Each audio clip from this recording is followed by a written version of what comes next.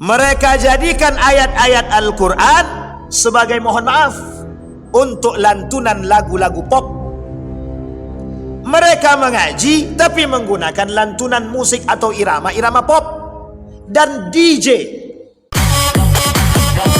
A'udzu billahi minasyaitonir rajim. Bismillahirrahmanirrahim. Gabu deh. Mereka baca Al-Quran, a'udzu billahi minasyaitonir rajim. Mereka hidupkan kemudian disco, musik DJ. Itu bukan pelecehan. Mereka gunakan pakai kerudung, lengan pendek, celana pendek. Bapak Ibu sekalian yang berbahagia, poinnya di akhir Bapak Ibu. Saya ingin sampaikan dulu di hadapan kita semua. Rahmatullahi wabarakatuh. Alhamdulillahi rabbil alamin. Alhamdulillahilladzi an'ama bi ni'matil iman wal islam, bihima tatimmus salihat. Ashhadu an la ilaha illallah wahdahu la syarika lah, wa ashhadu anna Muhammadan abduhu wa rasuluh la nabiyya ba'd. Allahumma salli wa sallim wa barik ala hadzal nabiyil karim. Allahumma salli ala Muhammad wa ala ali Muhammad fil alamin innaka Hamidum Majid.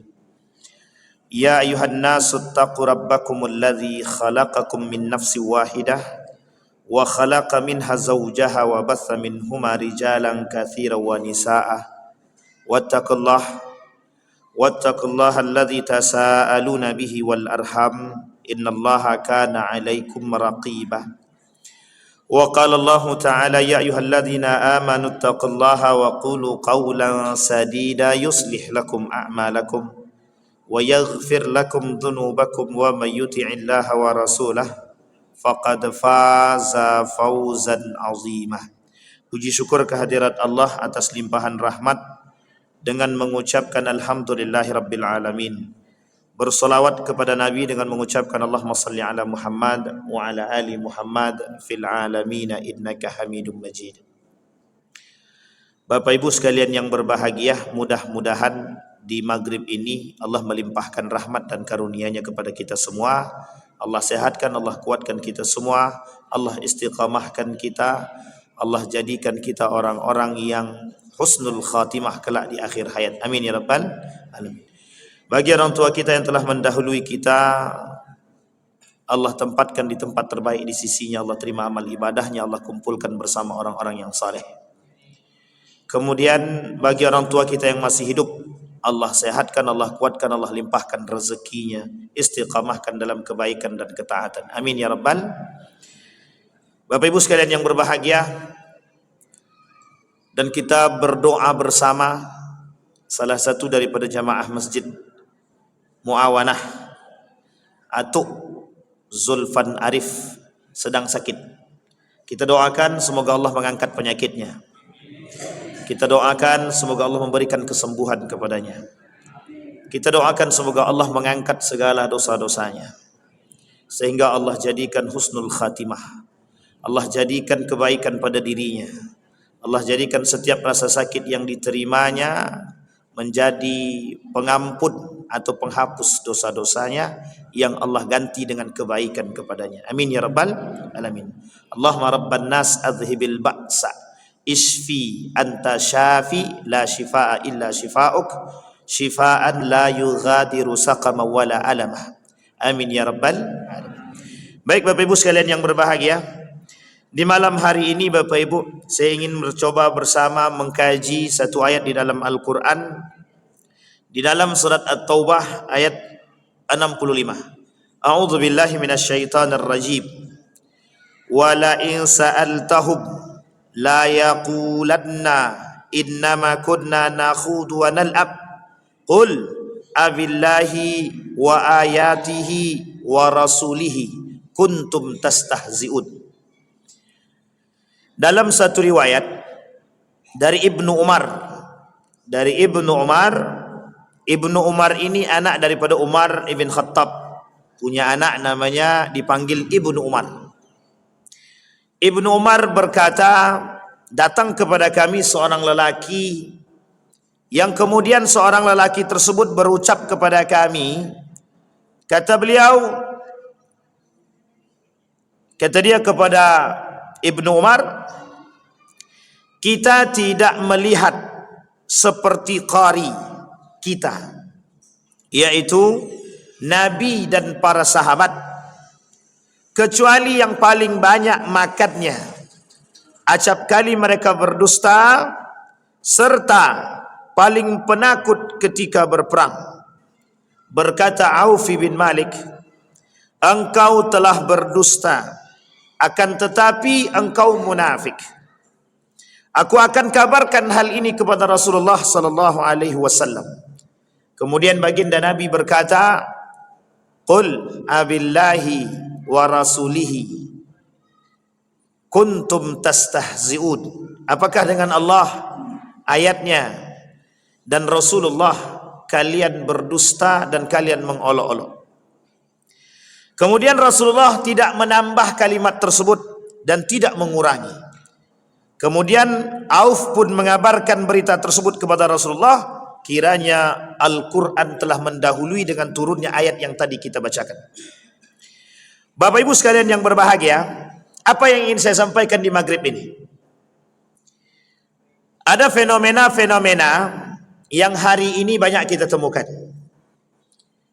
Fenomena tersebut langsung kita sampaikan, bermunculan orang-orang yang melecehkan Al-Quran, melecehkan agama Allah, melecehkan Islam, melecehkan Allah, melecehkan para nabi, melecehkan hadis-hadis Nabi, melecehkan syariat-syariat Islam. Saya ulangi Bapak Ibu, hari ini bermunculan kelompok-kelompok orang-orang yang tidak lagi memandang Islam itu sebagai agama yang baik. Mereka mengolok-olok Allah, mereka mengolok-olok baginda Nabi Muhammad sallallahu alaihi wasallam. Mereka mengolok-olok Al-Quran. Mereka mengolok-olok Islam yang keempat. Mereka mengolok-olok syariat Islam yang kelima. Yang keenam, mereka mengolok-olok simbol-simbol keislaman. Antara lain daripada simbol-simbol keislaman, mereka menghina Ka'bah. Mereka menghina bendera yang bertuliskan La ilaha illallah. Mereka menghina masjid. Mereka menghina simbol-simbol yang lain. Yang itu menjadi poin penting bagi orang-orang beriman di dalam agama Islam. Bapak Ibu sekalian yang berbahagia, di dalam Al-Quran Allah berkata tentang istihza. Istihza ini adalah penghinaan, pengolok-olokan. Ada dua kelompok yang melakukan perbuatan demikian terhadap Islam, Al-Quran dan lain sebagainya. Kelompok pertama, kelompok kafir. Kelompok kafir ini terbagi kepada macam-macam. Ada Yahudi, ada Nasrani, ada kafir Quraisy. 3 kelompok. Dan ada kafir-kafir yang lain. Artinya, orang-orang seperti ini bukan berasal daripada Islam, tapi mereka keluar daripada Islam. Artinya mereka kafir. Yang kedua, kelompok yang kedua, mereka berasal daripada Islam. Orang-orang Islam, tapi tak suka dengan Islam. Mereka ini disebut dengan munafik. Sampai di sini bisa dipahami Bapak Ibu? Dari kelompok kafir tadi, muncul satu kelompok yang bernama Islamophobia. Dari kelompok Muslim tadi, kelompok munafik tadi, muncul kelompok-kelompok isme-isme. Yang kelompok isme-isme ini menjadi perpanjangan tangan daripada Islamophobia yang berasal dari kelompok kafir. Sampai di sini bisa dipahami Bapak Ibu? Biar kita pahamkan turunan dulu.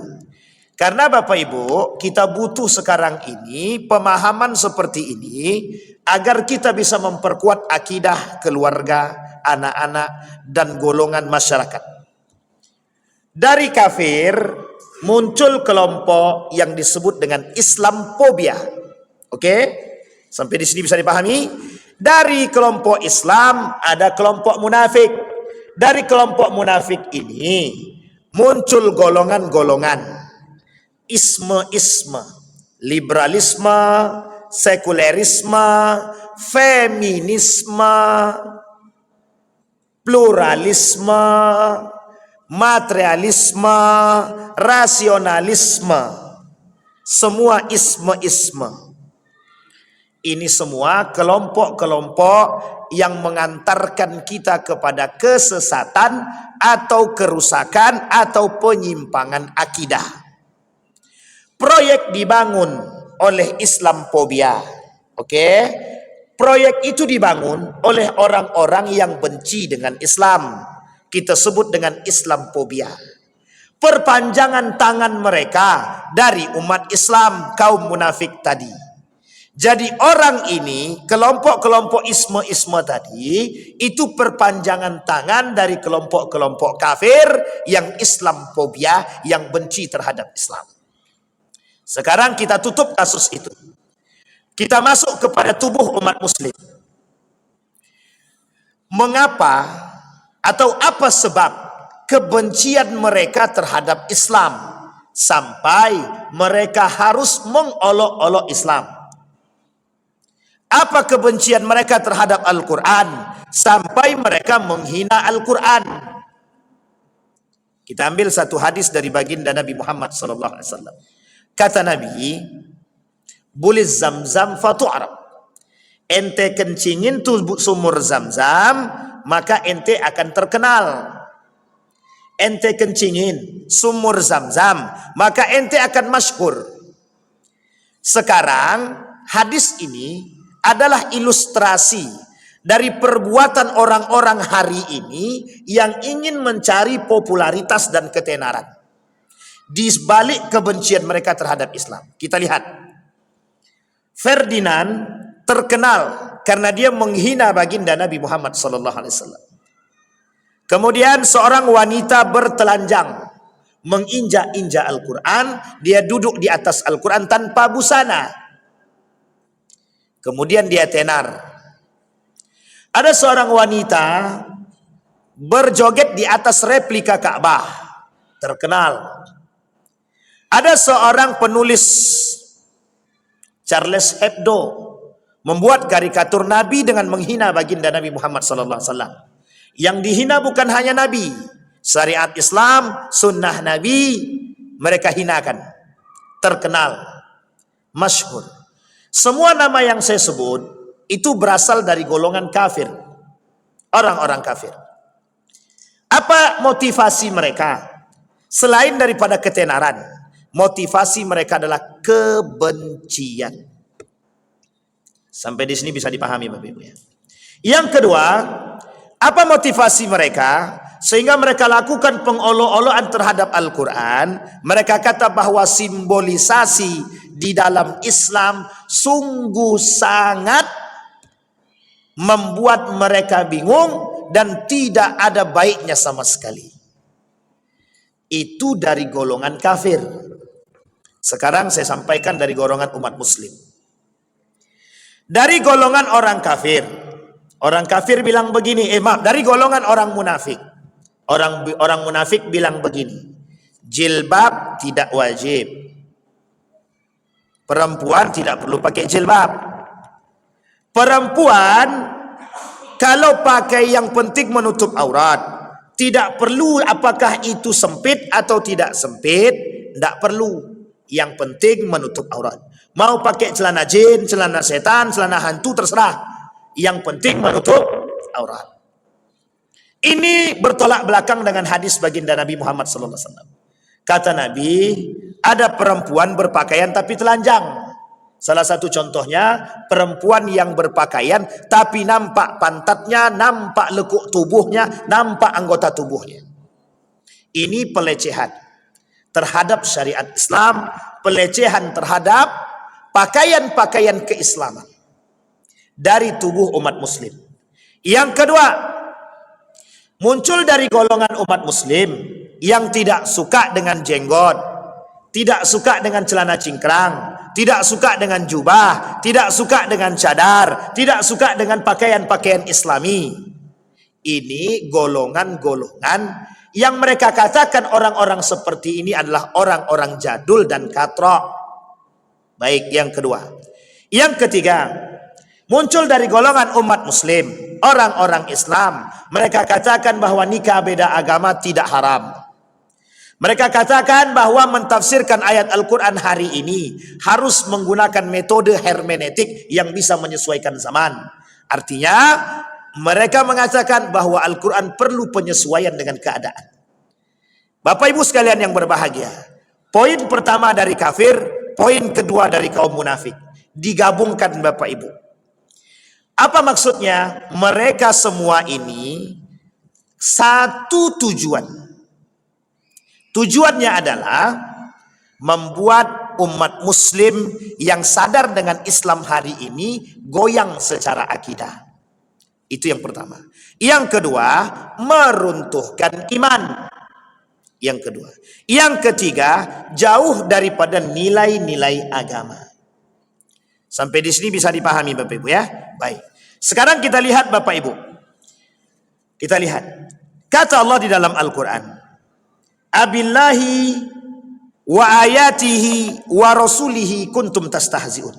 Apakah dengan Allah, dengan ayatnya, dengan Rasulnya kalian melakukan pelecehan? Kenapa Allah katakan begini? Bukan tanpa sebab. Pelecehan yang dilakukan oleh orang-orang terdahulu terhadap umat muslim, terhadap Islam itu sendiri, sudah sangat sering mereka lakukan. Nah, sekarang Bapak Ibu, kita kembalikan dengan keadaan kita hari ini. Kita kembalikan dengan kondisi kita hari ini. Baru kita masukkan pada poinnya Bapak Ibu. Bapak Ibu sekalian yang berbahagia,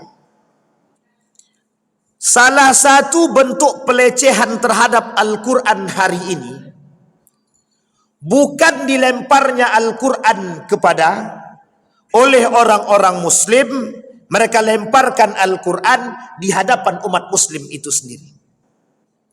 Bukan hanya sekedar mereka ambil Al-Quran, mereka injak Al-Quran. Pelecehan Al-Quran hari ini bukan mereka ambil Al-Quran, mereka robek kertas-kertas di dalam Al-Quran.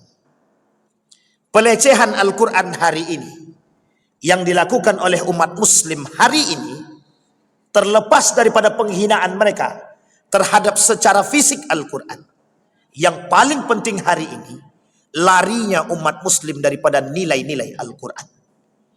Itu pelecehan terbesar bagi Allah. Pelecehan terbesar. Hari ini umat muslim dengan Al-Quran, mohon maaf, ada berbagai macam bentuk. Satu, berlomba-lomba menghafal Quran, tapi berlomba-lomba mencari nama daripada Al-Quran. Satu. Apa maksudnya berlomba-lomba mencari nama dari Al-Quran? Imam Nawawi berkata, kata Imam Nawawi, mereka mempelajari Al-Quran untuk mendapatkan dunia. Liyusiba minhud dunia. Nabi bilang dalam hadisnya, Fima ta'allamtal ilma wa qara'tal Quran. Wa qala ta'allamnal ilma ta'allamtul ilma wa qara'tul Qur'ana fika. Wa qala Allah wa yaqulu Allah kadzabta. Wa taqulul malaika kadzabta. Allah bilang, ketika Allah bertanya kepada hambanya, untuk siapa kalian mempelajari Al-Quran dan ilmu? Dijawab oleh hamba tadi, kami mempelajari ilmu untukmu Allah, kami pelajari Al-Quran untukmu Allah. Kata Allah, engkau dusta, engkau berbohong. Kau pelajari ilmu agar dipanggil liyuqalu aliman, Wa qara'tal Qur'ana liyuqalu qari'an. Kau pelajari ilmu agar kau dipanggil alim. Kau pelajari Al-Quran agar kau dipanggil qari. Kalimat ini harus dipahami baik-baik. Saking banyaknya hari ini orang-orang yang kembali kepada Al-Quran, mempelajari Al-Quran, melupakan esensi daripada Al-Quran. Mereka pelajari Al-Quran, mereka hafal Al-Quran, tapi mohon maaf, tidak beradab dengan seperti adab Al-Quran. Ini poin penting yang harus Bapak Ibu pahami. Kita akan ketemu dengan orang seperti ini. Pasti akan ketemu. Oh, kok yakin kan Ibu Ustaz? Nabi yang bilang, masa kita tak yakin? Kita akan ketemu dengan orang-orang yang fasih dengan Qur'annya, tapi cuma sampai di sini. Allah kata dalam Al-Quran, afala yatadabbaruna Al-Quran am ala qulubi aqfaluha. Kalian tidak bertadabbur dengan ayat Al-Quran. Kita kembalikan poinnya Bapak Ibu. Beberapa hari yang lalu seorang pemuda mengirimkan video kepada kami. Mereka jadikan ayat-ayat Al-Quran sebagai, mohon maaf, untuk lantunan lagu-lagu pop. Mereka mengaji tapi menggunakan lantunan musik atau irama-irama pop. Dan DJ. Tahu Bapak Ibu DJ? Apa kepanjangan DJ itu Bang Ardi? Sama. Apa Bang? Itulah pokoknya. Saking katroknya kita tak tahu. Yang tahu Bang Raja. Berarti mencurigakan. Mereka baca Al-Quran. A'udzu billahi minasyaitonir rajim. Mereka hidupkan kemudian disco. Musik DJ. Itu bukan pelecehan. Mereka gunakan pakai kerudung. Lengan pendek, celana pendek. Bapak Ibu sekalian yang berbahagia, poinnya di akhir Bapak Ibu. Saya ingin sampaikan dulu di hadapan kita semua. Hari ini Bapak Ibu, umat muslim dibuat bungkam terhadap perbuatan demikian. Oh, kita nggak berani bersuara kok. Itu pelecehan. Memang kita sampaikan di tempat saja. Kenapa? Mereka lebih kuat. Kuat apanya? Kuat pitinya. Siapa yang tersinggung terserahlah. Tapi memang begitu keadaannya. Kembali kepada poin kita tadi Bapak Ibu. Hari ini umat muslim pandai membaca Al-Quran. Tapi mengapa mereka tidak beradab dengan Al-Quran? Ketika menjadi imam, na'udzubillah, suaranya alhamdulillah fasih, bagus. Tapi kenapa lisannya lebih parah daripada pisau? Artinya, mereka telah melecehkan Al-Quran yang ada dalam diri dia. Al-Quran tak sampai ke hatinya. Kata Imam Al-Ghazali, orang yang mengerti Al-Quran tapi tidak menjalankan, mengamalkan Al-Quran, mereka sedang melecehkan ayat-ayat Al-Quran. Ini dalam bentuk makna, bukan istilah. Secara fisik kita sudah lihat Bapak Ibu, apa yang dilakukan oleh Ahmad Dhani ketika membaca Al-Fatihah, digunakan dengan irama pop. Boleh lihat videonya nanti Bapak Ibu. Ada orang-orang yang membaca Al-Quran dengan lantunan langgam Jawa yang diiringi dengan biola. Diamnya umat muslim terhadap pelecehan Al-Quran adalah bukti keaminan mereka. Maksudnya apa? No respon. Ketika umat muslim tidak merespon daripada perbuatan itu, maka mereka akan katakan bahwa apa yang kami lakukan tidak bermasalah. Oh, sebagian kecil umat muslim merespon, alhamdulillah. Tapi tidak ada respon dari yang lebih daripada itu. Sehingga mohon maaf Bapak Ibu, mohon maaf. Kita sedang kehilangan figur-figur jihadis. Kita sedang kehilangan orang-orang yang memiliki semangat jihad. Harusnya kita umat muslim ini punya semangat itu. Tapi kita kan tidak perlu Pak Ustaz. Ketika Allah berkata di dalam Al-Quran,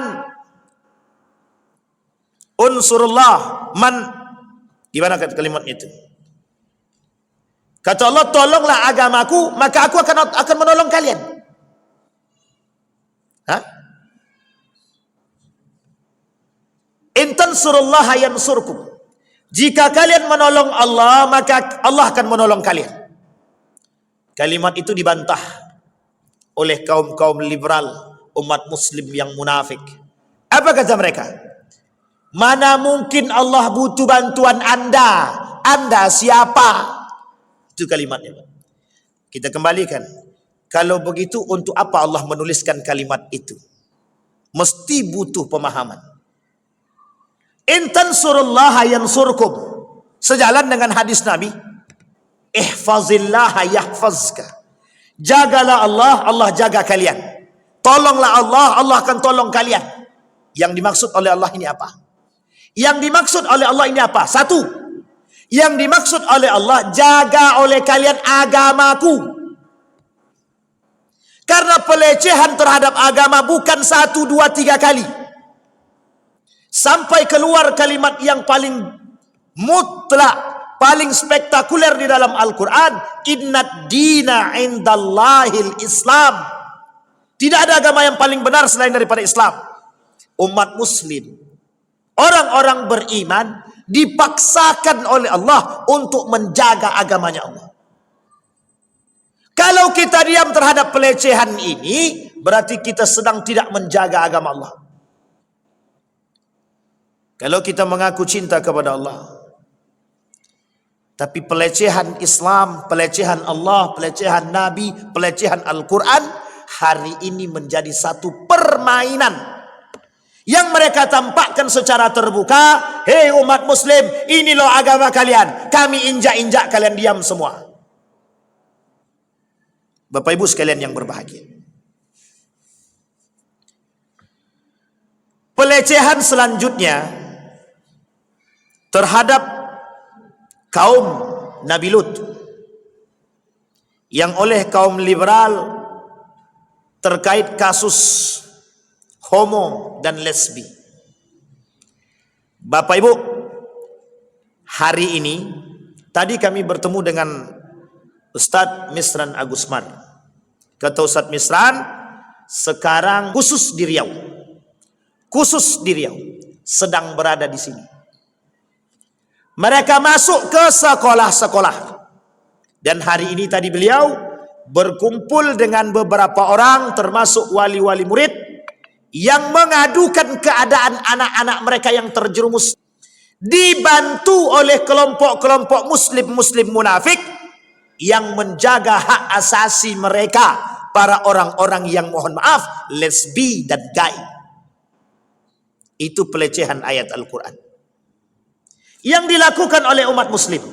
Dampak daripada diamnya kita terhadap pelecehan tersebut, hari ini kita lihat anak SMK punya grup WA, WhatsApp, grupnya itu grup LGBT. Ini uniknya Bapak Ibu. Riau ini kota terbuka. Saking terbukanya, mohon maaf, itu poin pentingnya Pak. Jadi bisa masuk pelecehan terhadap ayat Al-Quran. Kita sudah disusupi dengan pola pikir seperti ini dari dulu Pak. Zaman ini kalau kita mau korek dari awal sejarah, sampai 2 SKS, 3 SKS tak selesai Pak. Kami mempelajari ini 4 tahun lebih, itu pun tak sampai-sampai. Saking seriusnya mereka merusak akidah kita. Yang mereka rusak adalah umat muslim itu sendiri, dari Al-Quran itu sendiri. Bapak ibu sekalian yang berbahagia, kembali kepada poin kita tadi. Ini termasuk satu perbuatan yang disebut dengan istihza billah, pelecehan terhadap Allah, mengolok-olok ayat Al-Quran. Orang seperti ini, kata Imam Az-Zahabi, pelaku dosa besar, dan mereka masuk dalam kelompok-kelompok munafik yang Allah janjikan bagi mereka neraka jahanam. Yang di dalam neraka jahanam itu, kaum-kaum munafik ini, mereka semua menjadi bahan bakar daripada api neraka jahanam. Kata Nabi, kata Allah dalam Al-Quran, innal munafiqina fid darkil asfal minan nar. Kenapa saya sampaikan kepada Bapak Ibu semua? Biar kami tidak berjuang sendirian. Kita butuh Bapak Ibu yang sadar terhadap perkembangan pola pikir hari ini. Kita ambil satu contoh. Dampak daripada pengaruh feminisme sampai menolak hukum poligami. Itu dampak daripada feminisme. Anda tak suka dengan poligami, silahkan. Tapi Anda jangan pernah tidak mengakui hukum poligami sebagai sunnah baginda Nabi Muhammad SAW. Lu Anda nggak suka poligami, tidak ada masalah. Anda tidak suka cadar, tidak ada masalah.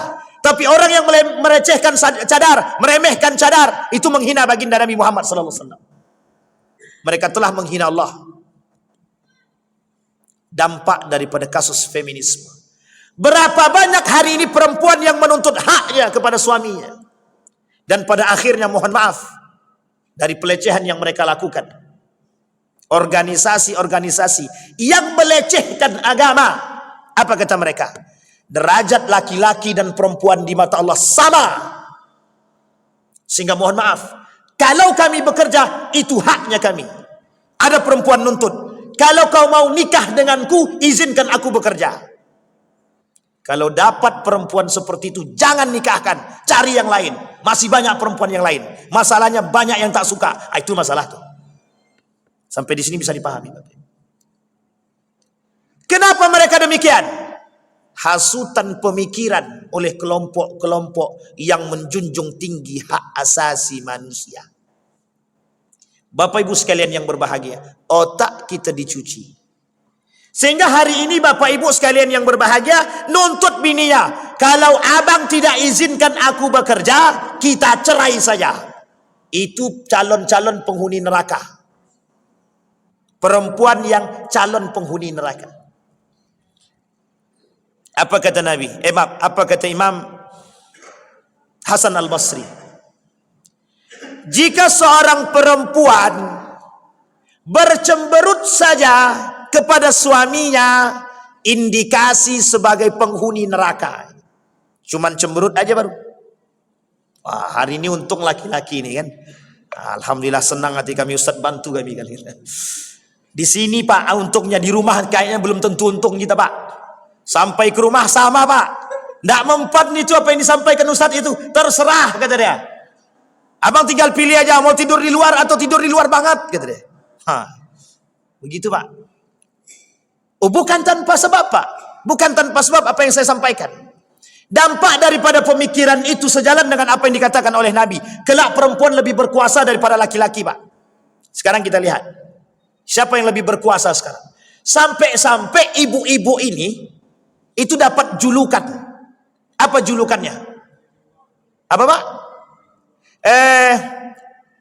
Pokoknya terkuatlah.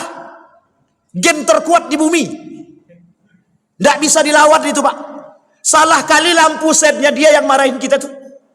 Wah, itulah hebatnya ibu-ibu kita sekarang. Artinya apa? Apa yang dikatakan Nabi itu terbukti. Perempuan hari ini lebih kuat daripada laki-laki.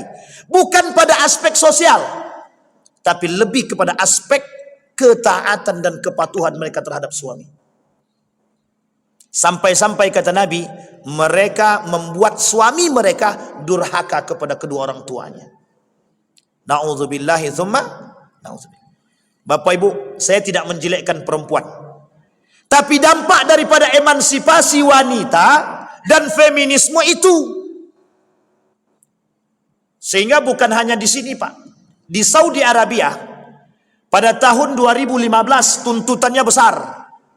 Kami perempuan menuntut hak kami. Oleh Muhammad ibn Salman, dibukalah keran air tadi. Diberikan hak perempuan. Mau ngapain kalian? Mau jualan silahkan. Mau driver mobil silahkan. Mau belanja keluar silahkan. Mau jadi petugas imigrasi silahkan. Mau jadi apapun kalian wanita silahkan. Dibuka kerannya oleh Muhammad ibn Salman. Haknya perempuan dibuka. pengaruh pemikiran liberal. Jadi kalau kami nuntut kerja Pak Ustadz, salahkah? Tak salah dalam Islam. Tapi yang salah ketidakpatuhan kita perempuan terhadap sang suami. Gimana mau dapat masuk surga tanpa hisab kalau begitu? Bapak Ibu sekalian yang berbahagia, salah satu proyek yang membuat jauhnya perempuan daripada nilai agama dan ketidaktaatan mereka terhadap suami adalah, mohon maaf, jangan tersinggung, emansipasi wanita dan feminisme. Gerakan yang, mohon maaf, mungkin niat awalnya bagus, tapi setelah bercampur dengan pola pikir yang tidak benar, terselewengkan daripada nilai-nilai yang benar. Jangan salah Pak. Dan itu sudah terjadi. Pada masa Nabi, perempuan ikut berperang, Nabi izinkan kok. Bukan tidak Nabi izinkan. Salah satunya adalah Ummu Aiman yang pernah menjadi ibu susuan Nabi. Nabi izinkan berperang.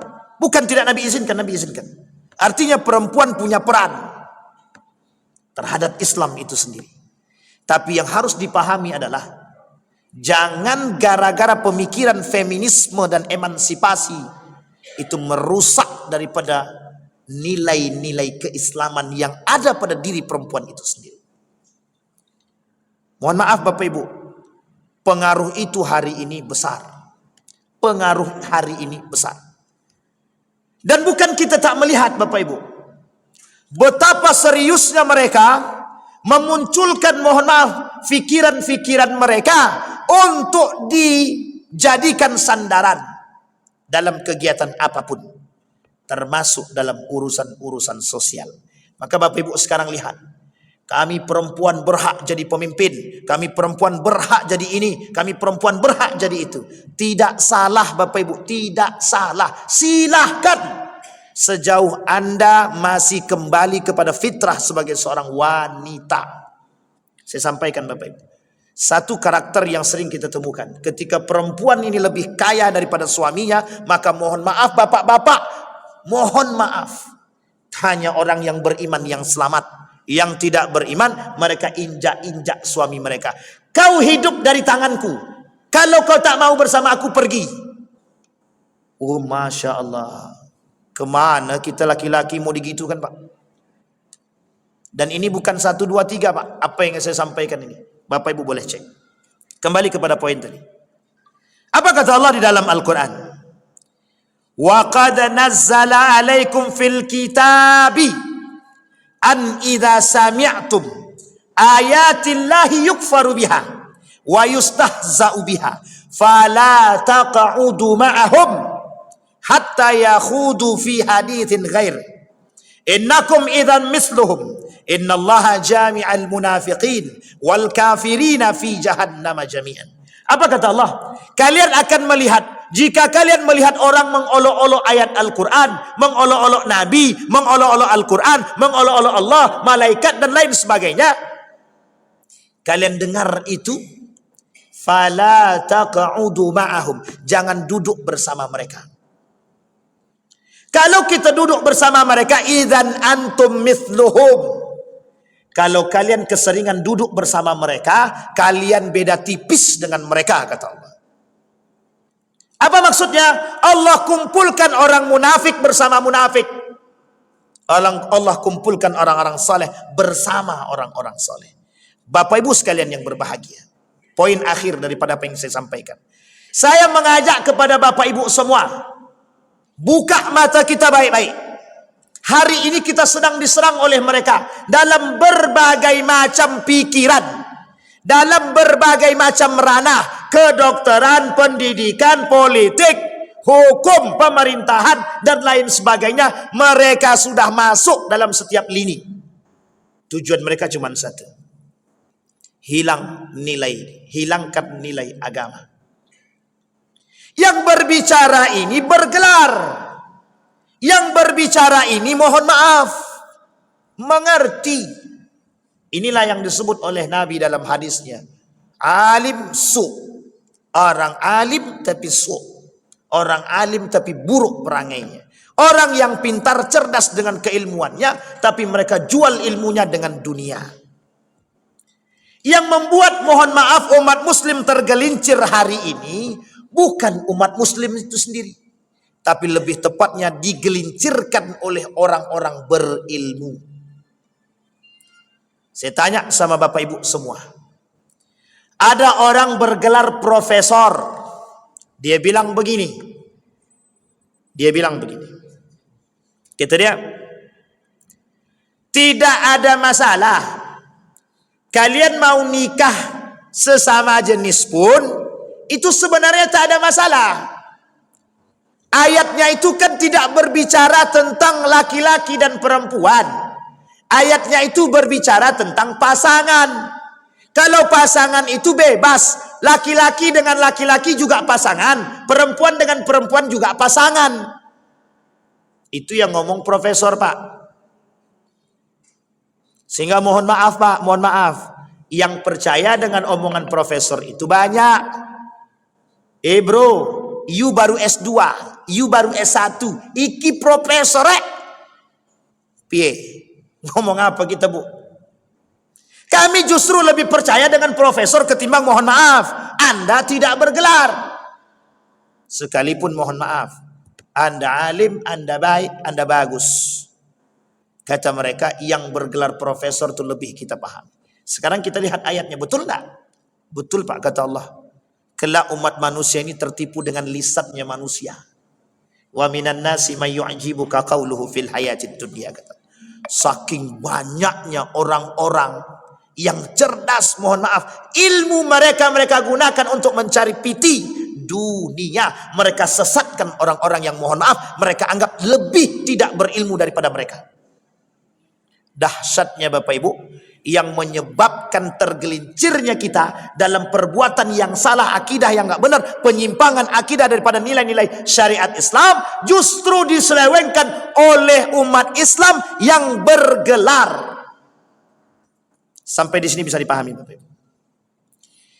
Sekarang kita sampaikan.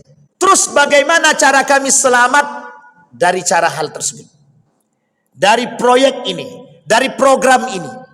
Harus, Pak, kita sampaikan, harus. Satu, Bapak Ibu, pelajari akidah yang benar. Pelajari. Isra wal Mi'raj itu poin pentingnya cuma satu. Keteguhan iman, kekuatan akidah. Tidak ada yang lain. Dengan sesuatu yang tidak masuk akal kita dituntut untuk beriman. Oleh kaum kafir Quraisy itu disebut sebagai tipu daya, sebagai sihrum mubin, sihir-sihir belaka. Harus dipahami bahwa kita umat muslim kalau tidak mempertahankan akidah yang benar ini, maka jangan salah, generasi kita tidak mengenal Islam. Tapi anakku Islam, betul Islam, tapi dia tak tahu nilai-nilai Islam. Tapi anakku Islam, betul dia Islam, tapi dia tak menjalankan syariat-syariat Islam. Kenapa? Bercampurnya dengan pola pikir yang menyesatkan. Satu. Yang kedua, apa yang harus kami lakukan biar selamat? Yang kedua, pahami kelompok-kelompok yang menyesatkan. Tidak lagi kelompok jadul, Khawarij, Syiah, Murji'ah, Mu'tazilah, bukan. Tapi lebih kepada apa yang saya sampaikan tadi.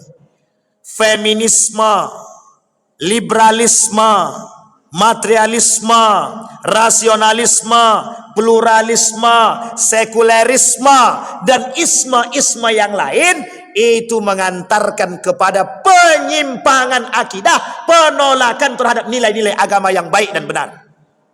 Kita ambil contoh. Kata kaum liberal, nikah beda agama itu boleh. Al-Quran yang salah. Sampai di sini paham? Kalau Al-Quran itu salah, terus yang betul siapa? Yang betul ini. Apa nih Bapak Ibu? Akal.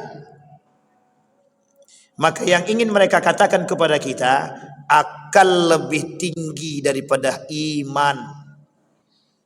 Sekarang Bapak Ibu boleh lihat, Seberapa tinggi manusia hari ini dengan akalnya? Sangat-sangat tinggi. Bahkan merundukkan iman yang ada dalam diri mereka. Kami beriman kok kepada Allah. Betul, memang beriman dia, Pak. Beriman kepada Allah. Tapi mohon maaf. Iman itu hilang ketika berkaitan dengan akal. Iman itu hilang ketika berkaitan dengan dunia. Iman itu hilang ketika berkaitan tentang jabatan. Iman itu hilang ketika berkaitan dengan kursi. Iman itu hilang ketika berkaitan dengan kekuasaan. Iman itu hilang ketika berkaitan dengan kekayaan. Hilang iman tuh, Pak. Yang berbicara, apa kata dia? Secara logika aja lah, Pak Ustaz. Secara logika. Orang semua pakai suap, masa kami tidak pakai suap? Pakai logika aja lah, Pak Ustaz. Pasti kalah lah kami. Itu logika sesat. Logika sesat dan menyesatkan. Harus hati-hati, Pak. Maka Bapak Ibu, subuh tadi saya sampaikan di salah satu tempat itu, Bapak Ibu, ada orang yang terjerumus dalam kekafiran secara tidak sengaja. Tanpa disadari dia sudah kafir. Tanpa disadari dia sudah kafir. Salah satu di antaranya adalah dalam model pembatalan keimanan. Nawaqidul iman, syirik, kufur, nifak. Malam ini kita bahas dua sekaligus, kufur sama nifak. Orang kufur sama orang nifak, secara tak sadar mereka terjerumus dalam kekafiran. Tapi itu jelas, Pak Ustaz. Oke, ada perbuatan yang tidak jelas, ada. Ketika lisan kita lebih mempercayai, ketika lisan kita, ketika hati kita lebih mengakui dunia ketimbang Allah, habis kita semua. Habis, tidak ada lagi. Bagaimana kau bisa sampai ke Mekah sementara duit kau tak ada? Tak mungkin, sampai kapan pun kau tak akan sampai ke Mekah. Orang kau tak punya duit, bekerja aja malas, nabung aja tak mau. Akal, Pak. Itu akal, bukan Allah.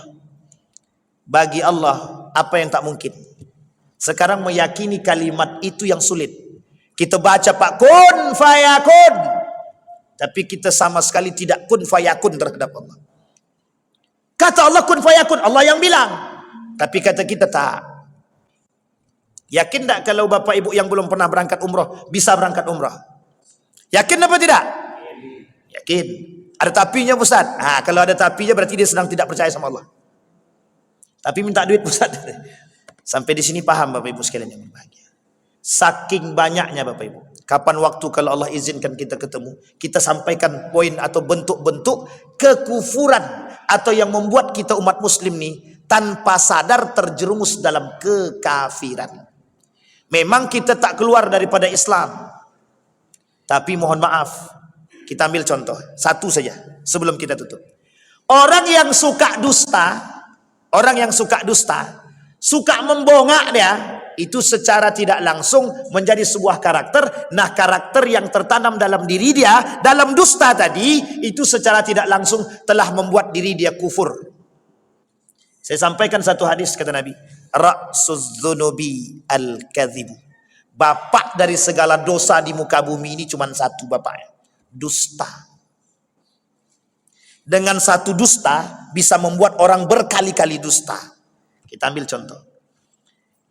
Ada anak mencuri duit bapaknya. Kira-kira takut tak dia dimarahi sama bapaknya? Takut. Kalau takut dia dimarahi sama bapaknya, kira-kira dia apa yang dia lakukan? Berdusta. Sekali berdusta, selamat dia apa yang dilakukan oleh setan pada dia sama iblis.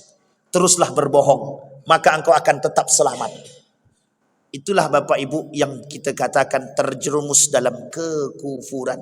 Satu kali, dua kali, tiga kali kita berdusta. Tapi sudah beribu kali kita berdusta, kita sudah terjerumus dalam kekufuran. Nifak, munafik. Saya kira itu saja Bapak Ibu sekalian yang berbahagia. Menjadi pengingat bagi kita semua, mudah-mudahan lisan kita dan hati kita sinkron. Mudah-mudahan hati kita terus aman. Mudah-mudahan iman kita tidak goyang dengan kehidupan dan kemegahan dunia yang justru mengantarkan kita kepada kesesatan. Na'udzubillahi thumma na'udzubillah. Fa'tabiru ya ulil absar la'allakum tuflihun. Assalamualaikum warahmatullahi wabarakatuh.